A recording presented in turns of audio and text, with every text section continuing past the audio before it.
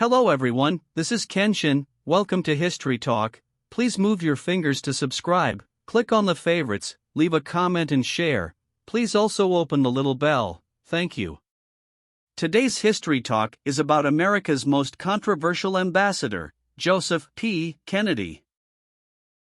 All of our friends understand very well the disgusting attitude of the CCP's diplomatic warwolves, and the two ambassadors abroad in the first half of 2023 have burned two big fires, making the world hate the CCP even more.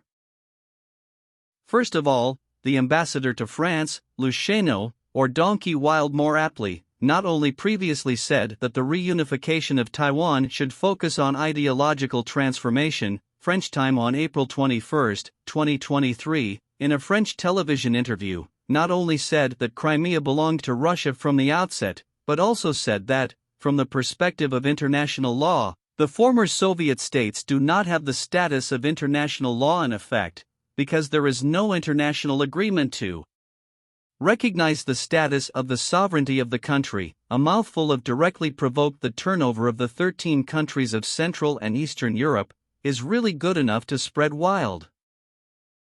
Then the ambassador to South Korea, the criminal Hyaming, to the South Korean opposition party leaders criticized South Korea too much inclination to the United States, but also said that betting on China's loss will regret. These words caused the South Korean government strong dissatisfaction. Not only the two sides each other summoned the ambassador in protest, the South Korean parliamentarians demanded to be classified as an unwelcome figure, expelled from the country, and even on June 13. South Korean President Yoon Suk-yeol said that the words and deeds of the Hyung Hae-myung displeased the South Korean people, and also compared to the Yuan Shirkai, but also really are all brainless warwolves. But it reminds Kenshin of the most controversial ambassador in U.S. history, Joseph Kennedy, who may not be too well known in person, but whose son was the assassinated President Kennedy, and whose story is definitely worth telling. Today, Kenshin is going to spend a longer time talking about this not so well known, but very influential ambassador of the United States. On September 6, 1888, Joseph P. Kennedy was born in Boston, Massachusetts. His grandparents came to the United States in the 1840s, fleeing famine in Ireland. At the time, Boston politics and social mores separated the Irish from the Protestant blue bloods and prevented the Irish from participating in the world of business and politics. As a young man, Joseph earned extra money by delivering newspapers, attending the Boston Latin School and eventually being admitted to Harvard University. He was an outstanding baseball player at Harvard, but was discriminated against because of his Irish heritage. Before graduation, he made a promise to himself that he would be a millionaire by the time he was 30 years old. Can he make it? Shortly after graduating from Harvard, he was hired as a bank examiner and trained in the workings of banking and financial institutions. The first major key in his life came when he was able to resist the takeover of the only Irish-owned Columbia Trust Bank in Boston, and at the age of 25 was named president of the Columbia Trust. During World War I, to avoid military service, he took a job at the shipyard of the Bethlehem Steel Company in Quincy, Massachusetts, an industry vital to winning the war, and was named assistant general manager. After the war, he worked for Hayden Stone and Company in Boston. Through shrewd business acumen, he amassed a considerable fortune and purchased a home for his family in the Boston suburb of Brookline. In what is known today as insider trading, he was able to use information he received from colleagues to buy and sell stocks before the information was leaked to the public. He pulled most of his money out of the stock market before the October 1929 crash. In addition, she married Rose Fitzgerald in 1914, the daughter of Boston's popular and sociable mayor, John Francis Dear Fitzgerald, which means that by marriage she got involved in politics. The next step was to use the considerable wealth accumulated to expand his business and produce Hollywood movies. Although most of the movies produced were not box office hits, having more contact with Hollywood moguls added another layer of legitimacy to the booming investment. Even though the Hollywood movie business was not a success, she made up for it in the liquor business during Prohibition. While there is no documentation linking her to illegal liquor distribution during Prohibition in the U.S., allegations by a famous mobster of the time tell a very different story. In 1922, during his 10th Harvard reunion, he allegedly brought along a large quantity of scotch. According to one partygoer, Joe brought the scotch in on a boat on Plymouth Beach, and the man said, "It came ashore like the Pilgrims." According to Frank Costello, then a gang leader and one of the most prominent organized crime members of the period, he and Kennedy maintained a silent partnership during Prohibition and filled bars and saloons with illegal alcohol. Costello also told author Peter Moss that Kennedy had a monopoly on importing liquor into the United States. He went on to run a company called Somerset Importers, Limited with legal liquor distributorships, and in 1933 he sailed to London before the end of Prohibition in the U.S. and became the sole U.S. distributor of 2 brands of Scotch whiskey and Gordon's gin. 1946 saw the sale of Somerset Importers for a whopping $8 million. There is also a story about Joseph Kennedy on the eve of the Great American Panic of 1929. JFK was polishing shoes on the side of the road and chatted with a shoeshine boy, and he was shocked when the shoeshine boy talked about stocks in a very eloquent way. He thought that if the speculative atmosphere in the market had become so frenzied that people like the shoeshine boy, who did not normally buy stocks, were entering the market, it might mean that the long side of the stock market was about to reverse, so he went home and sold all his stocks immediately, and escaped unscathed from the worst stock market crash in the history of the United States. So the zero stock theory, also known as the shoeshine boy theory, which many stock market investors are familiar with, is his theory of the stock market, meaning that when the shoeshine boys are discussing stock investments, that's when the stock market is trading at its peak, and then it will go down. Wasn't it mentioned earlier that marriage was linked to politics? His ambition to become the first Catholic president of the United States was always in the air, but despite his growing wealth, the openly anti-Catholic resentment he encountered in Boston remained the ultimate obstacle to its realization. His first foray into national politics was in 1918, when he contributed to his father-in-law's congressional campaign. He was also an early supporter of another rising Democratic star, Franklin D. Roosevelt. Traveling with Roosevelt during the New York gubernatorial campaign against President Herbert Hoover, Joe was swinging from place to place in New England, but believed that his future depended on Roosevelt's success. When Roosevelt was elected in 1933, he asked Joseph to become ambassador to Ireland, but he declined. The following July, Roosevelt appointed him to head the newly created Securities and Exchange Commission, an organization charged with overseeing Wall Street and stopping illegal trading among its members.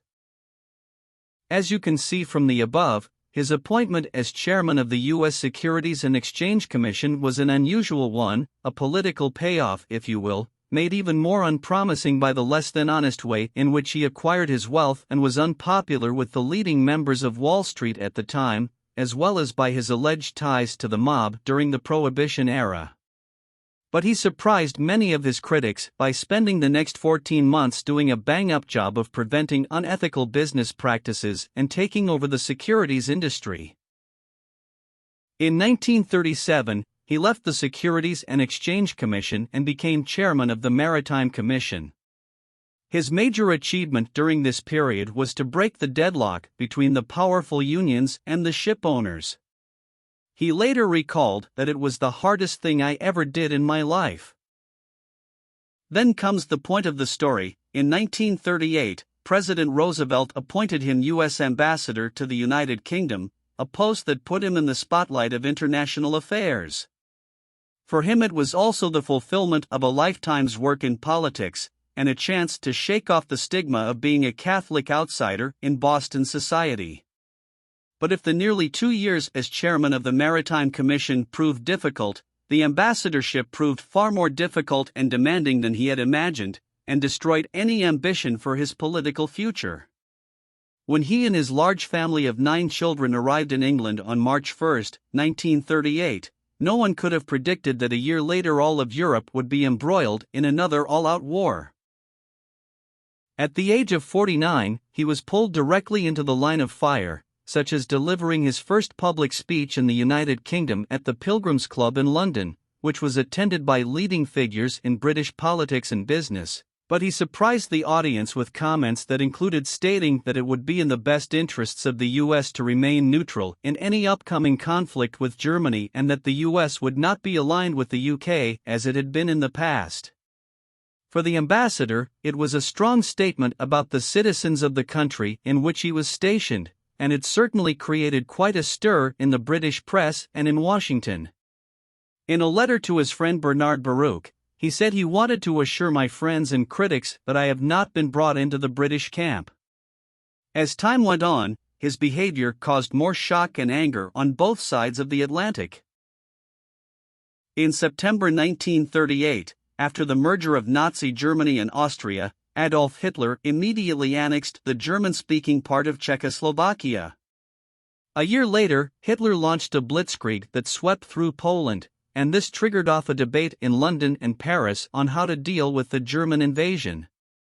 This was because a year earlier, Britain had assured Poland that it would come to her aid if Poland was attacked by Germany, but apparently Britain did not or could not respond in time, and even months after the German invasion, neither France nor Britain took any forceful action against Germany.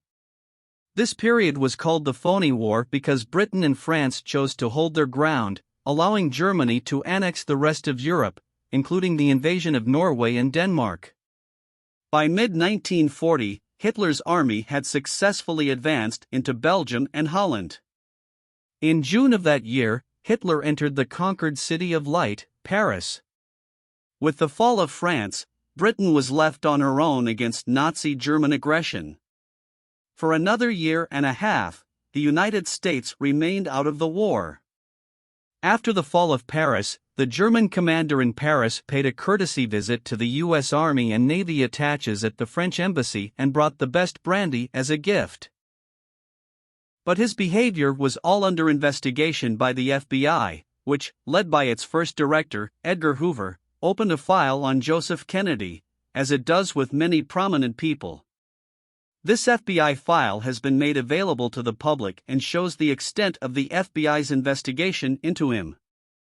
An unidentified person wrote in Ambassador Kennedy's file, Agent Blank describes Mr. Kennedy as a man with a very active personality, very intelligent, and who feels that there is no greater patriot in the United States than Mr. Kennedy, he said.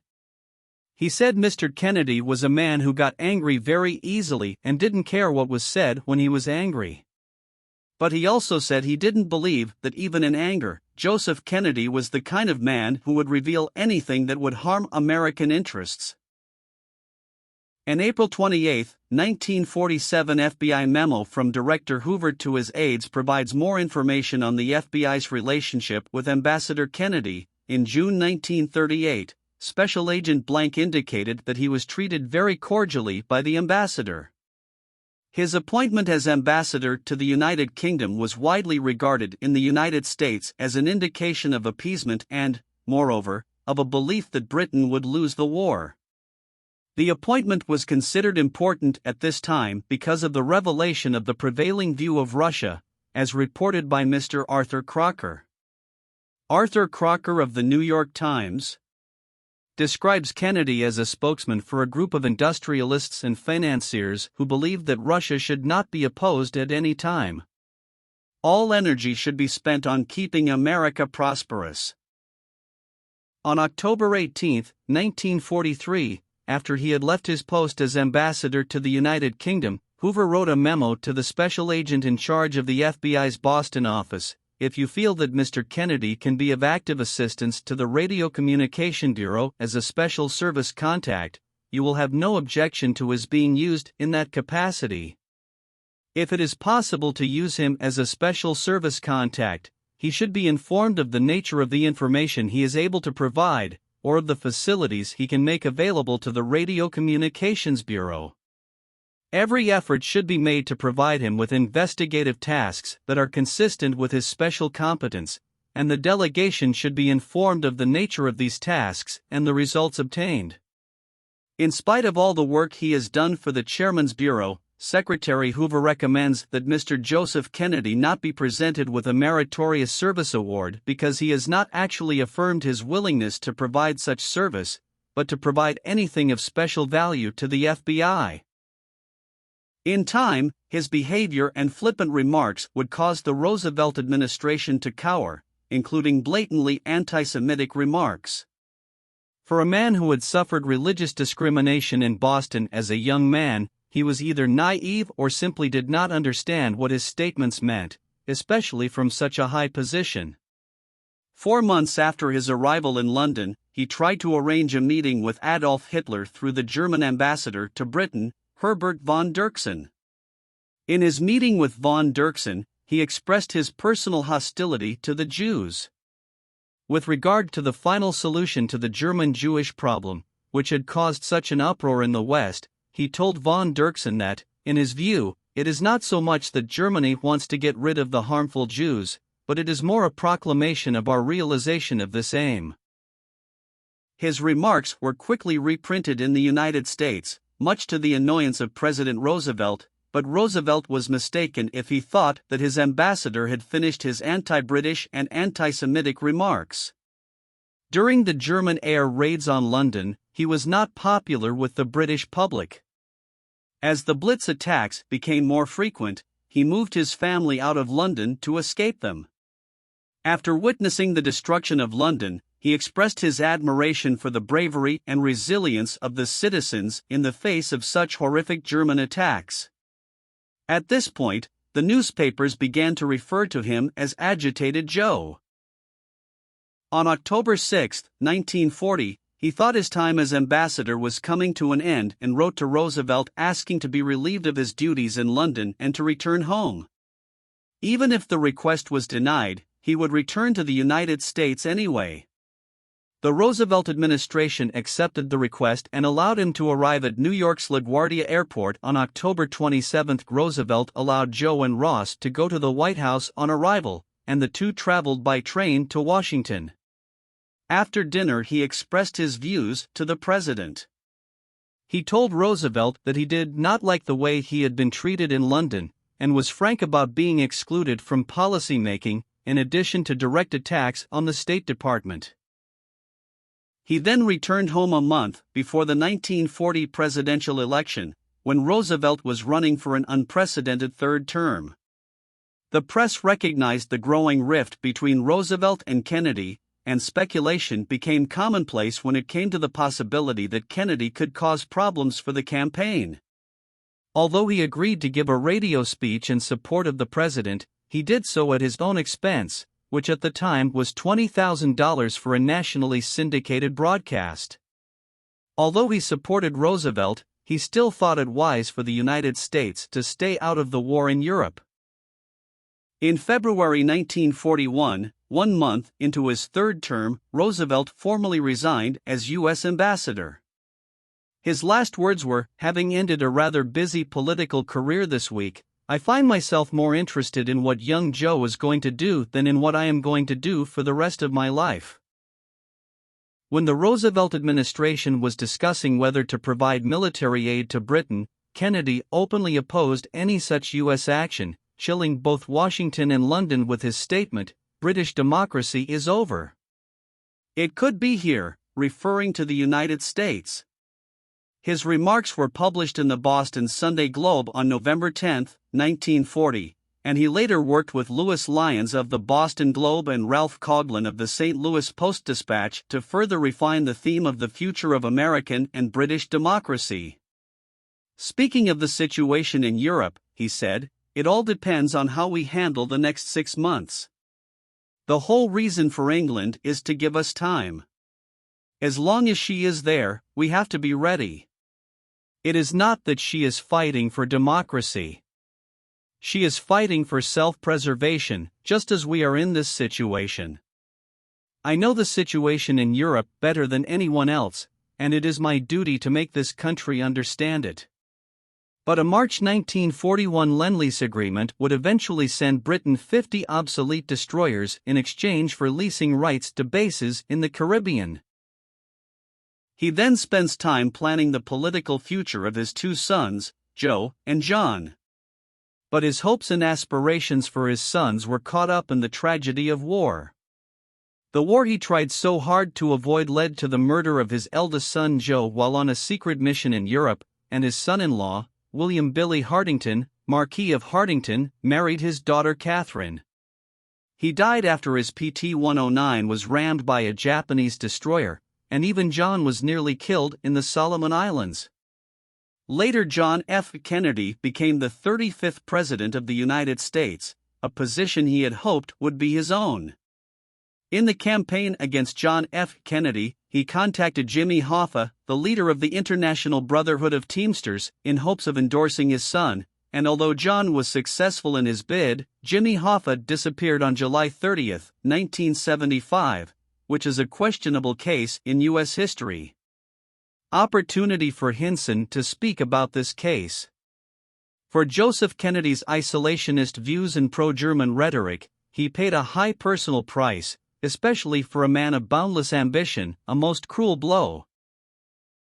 Back to modern times, the ambassador to France, Mr. Lusano, after being recruited by Xi Jinping, was ostensibly demoted to the position of president of the Chinese People's Association for Friendship with Foreign Countries. However, this position is directly responsible to Xi Jinping, and it is difficult to say that it is a demotion.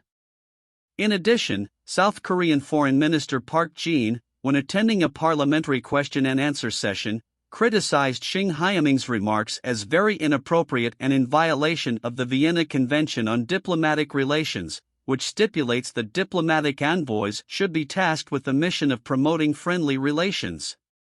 Of course, the CPC Foreign Ministry licked its tongue and shamelessly stated that the Chinese side was not to blame for the difficulties and challenges facing Sino-Korean relations at the moment, and even claimed that it was Xing Haiming's responsibility to have contacts and exchanges with people from all walks of life in Korea to promote understanding and cooperation, to safeguard and promote Sino-Korean cooperation, and to protect and promote Sino-Korean cooperation and cooperation with China. The purpose is to enhance understanding, promote cooperation, and safeguard and promote the development of China-Korea relations. This is really another big joke, which makes the Chinese Communist Party's encirclement net even more solid, and I wonder if the Chinese Communist Party recognizes this fact. If you like the program content, clicking the like subscription is the best support. We will see you in the next program. Bye-bye.